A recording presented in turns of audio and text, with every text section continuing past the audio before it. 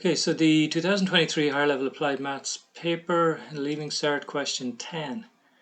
An entomologist, a scientist who studies insects, maintains a population of grasshoppers in her laboratory. The entomologist's research tells her that the population of this species of grasshopper should increase by a factor of 1.2 each month if they are left undisturbed. However, the entomologist removes 30 grasshoppers from the population every month to carry out research on them. The entomologist develops a difference equation model to predict UN, the number of grasshoppers present at the beginning of month N. At the start of the first month, the entomologist has 175 grasshoppers. That is, U0 is equal to 175. Calculate the values of U1 and U2. Okay, so if we are starting with 175, that means U1 is going to be equal to 175, which we've got to multiply by 1.2 because the number of grasshoppers is increased by a factor of 1.2 each month, and then she takes out 30 grasshoppers each month, so it's going to be 175 times 1.2 minus 30. That gives us 180. That's our U1. U2 then, you're going to start with 180. That's going to increase by 1.2, and again she's going to subtract 30 grasshoppers. When you do that, you get 186. So that's it for part A1. So let's have a look at part 2. Write down a difference equation to express UN plus 1 in terms of UN, where n is positive and an integer. Okay, well, you can see what happens up here. We're going to take any particular UN plus 1, and that's going to be equal to 1.2 multiplied by the previous term, which is UN, and then we're just going to subtract 30. And that's it. That's the difference equation that they're looking for here. Okay, let's have a look at part 3 then. So in part 3 here, we have to solve this difference equation to find an expression for UN in terms of n. Okay, so let's do that. So we're going to start with U1. U1 is just going to be equal to 1.2 times U0 minus 30. That's our U1. Let's have a look at U2 then. U2 is going to be equal to 1.2 times U1, the previous term, and the previous term is 1.2 U0 minus 30 minus 30. So when we just multiply this out, we'll get 1.2 times 1.2, which is 1.2 squared, times U0 minus 30 times 1.2, and then you've got a minus 30 out here at the end as well. Okay, let's have a look at U3. U3 then is going to be equal to 1.2 times the previous term, which is U2. So it's 1.2 times this term here. So that's 1.2 squared U0 minus 1.2 times 30 minus 30, and then all of that minus 30 as well. So when you multiply all this out, let's see what we're going to get here. We're going to get 1.2 times 1.2 squared times U0, so that's 1.2 cubed U0 minus these two terms here now, 1.2 squared times 30 minus 1.2 times 30 minus 30. Now what we can do with these three terms here, we can just factorize out that 30. So we'll end up with 1.2 cubed U0 minus 30 times 1.2 squared plus 1.2 plus 1. So at this stage you can probably see the pattern. We have if you look at the first term here, we got 1.2 times U0 for U1. In U2 we've ended up with 1.2 squared times U0. For U3 we've got 1.2 cubed times U0. So if we look at this part of the right hand side of each of these equations. We've just got minus 30 here.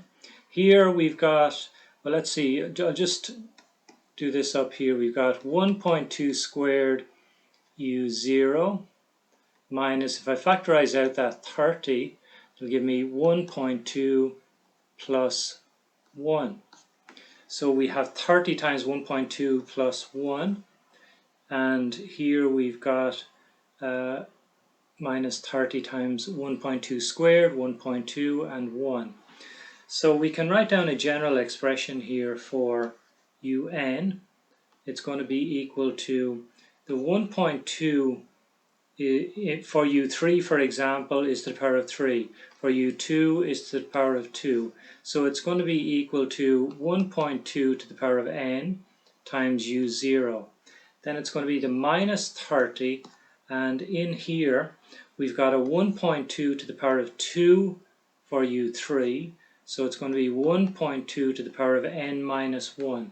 Here we have n, so it's going to be 1 less, n minus 1, plus 1.2 to the power of n minus 2, plus all the way down to 1.2 plus 1.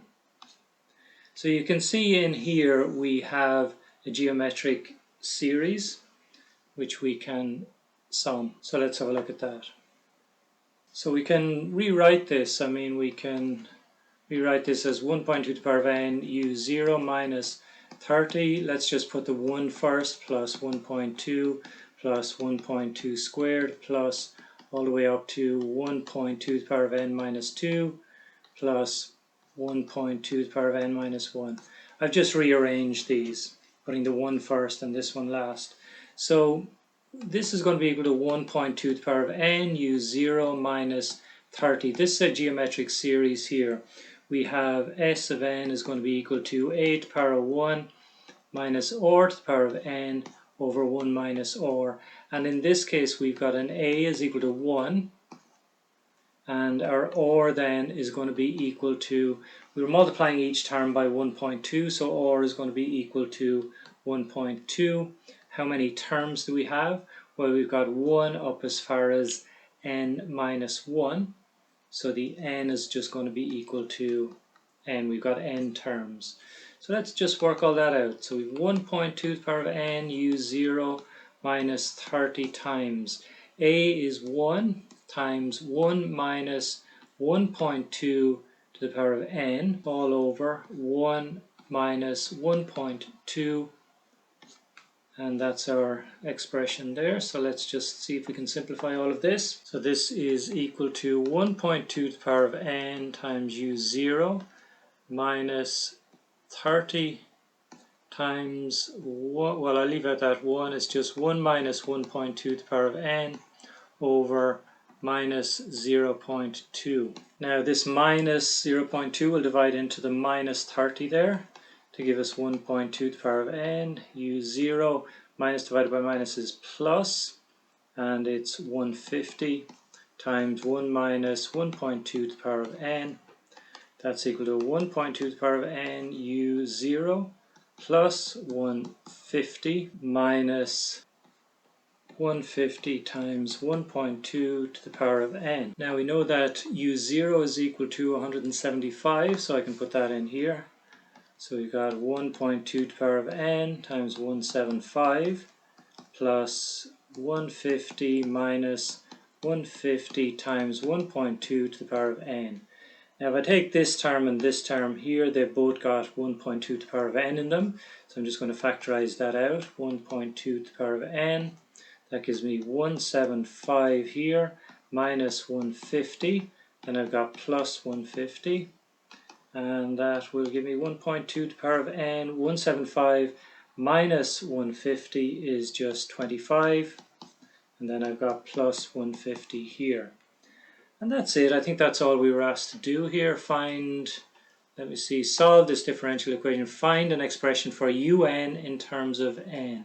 So this is our un, and it's in terms of n. So that's it for this part of the question. Okay, let's have a look at part 4. It says, calculate U12, the number of grasshoppers which the model predicts will be in the population after 1 year. So we have our formula up here. So we want U12, so it's just going to be equal to 1.2 to the power of 12 times 25 plus 150. Now when you do that, you get 372.9025 and so on. So look, to the nearest whole number, it's equal to 373. The other way of looking at it is you can't have 0.9 of a grasshopper, so the answer is 372. So again, I would just need to have a look at the marking scheme to see what's the exact answer that they give. But to the nearest whole number anyway, it's 373. So part B then, a toy car track consists of a series of components that connect to make a closed circuit. Part of the track makes a vertical circular loop. To model the motion of a car on this track, its velocity at the base of the loop, point A, is expressed as u is equal to the square root of kgr, where r is the radius of the loop, g is acceleration due to gravity, and k is a constant. The model ignores the effect of friction. Draw a diagram to show the forces acting on the car at the instant when the radius of the car makes an angle theta with the upward vertical. Okay, so we have our circle, and we have, let's say the car is here, and it's going to have a normal reaction towards the center in that direction. And it's also going to have force due to gravity down here, so its mass is m, so it's going to be mg acting downwards. And we can resolve that. I mean, if you take the mg acting downwards towards the center, we'll have vector, and this way we'll have a vector, so this is mg. Remember, this is theta here, because the angle here is theta, so we're drawing this part down here, so this is an alternate angle here, so this will be theta here. So this is mg cos theta, this is mg sine theta here. So there are the forces acting on it, I think. Okay, you've got the acceleration in that direction, and you have centripetal force as well acting in that direction. Centripetal force acting in that direction there, and that's mv squared over r. They are the forces acting on the car when the car makes an angle of theta with the upward vertical. Okay, so part 2, if the car loses contact with the track at the instant when the radius to the car makes an angle theta with the upward vertical, show that cos theta is equal to k minus 2 over 3. So if the car loses contact with the track, that means that the normal reaction R is going to be 0. So we just got to keep that in mind when we're doing this. So let's have a look at making a couple of equations here. We know that the centripetal force is mv squared over r. So that means the forces acting inwards should be equal to mv squared over r. So that means then that mv squared over r is going to be equal to all the forces acting in towards the center. The forces acting in towards the center are mg cos theta, so this force here, and r as well, this force here. So it's going to be mg cos theta and r as well, those two forces. So if we multiply across there by r, we get mv squared is equal to r mg cos theta plus r times r. Now when, as I say, the car leaves contact or loses contact with the track, r is going to be 0, so we get mv squared is equal to r mg cos theta, and this will just become 0 here. Okay, so let's look at another equation then. We're going to look at the conservation of energy equation. So we're going to look at the potential energy, which is mgh plus kinetic energy half mu squared, that's the initial velocity squared. That's going to be equal to the potential energy up here. So let's call it A, and let's call this part up here B, where it loses contact with the track. So we have the potential energy at A, the potential energy at B. So let's add the kinetic energy. So the kinetic energy then at B is half mv squared. Now we know the velocity, initial velocity, I think we were given that in the question. We were told that the initial velocity at A is the square root of kg or. We can divide across by m anyway, so we have gh is equal to a half times u squared, so that's going to be kg or. And that's equal to m. We've gotten rid of the m, so it's going to be g times h. So you've got to work out the height that the car is when it loses contact with the track.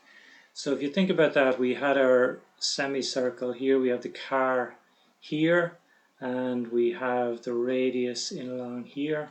So this is our radius, and down along here to the bottom of the circle, it's not a very good circle, but you get the idea, this is or down as far as here.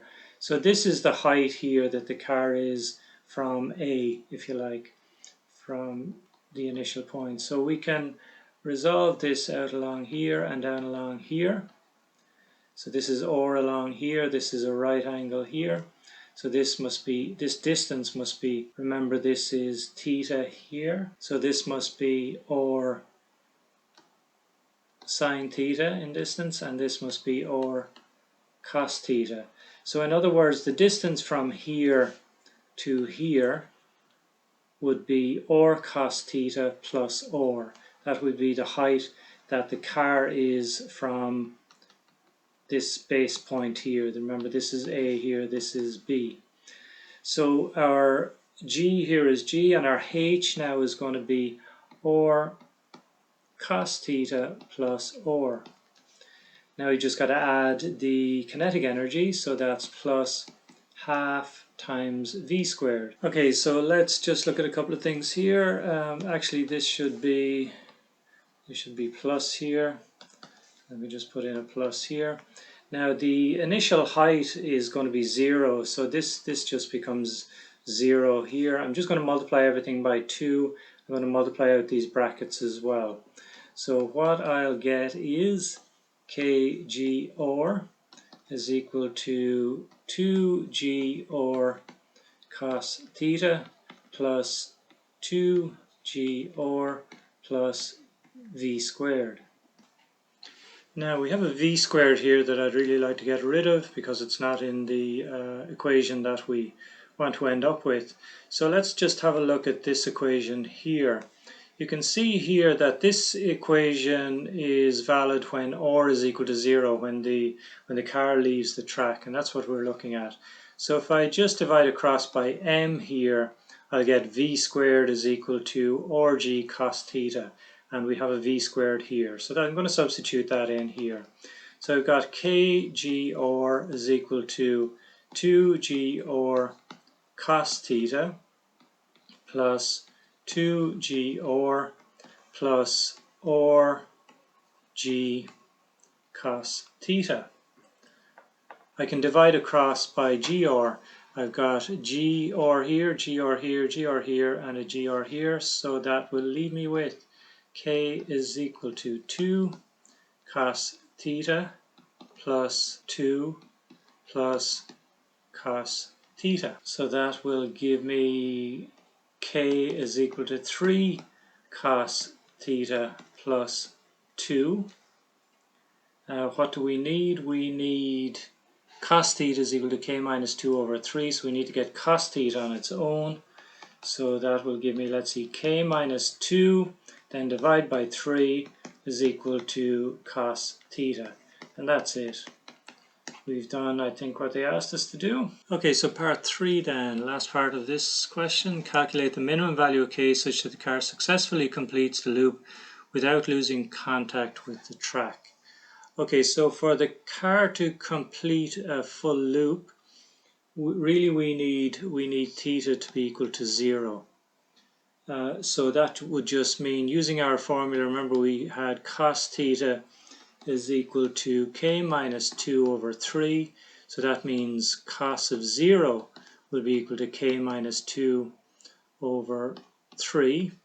The cos of 0 is 1, so that's 1 is equal to k minus 2 over 3, or if we multiply across by 3, we get 3, add 2, you get 5. So the answer really is that the minimum value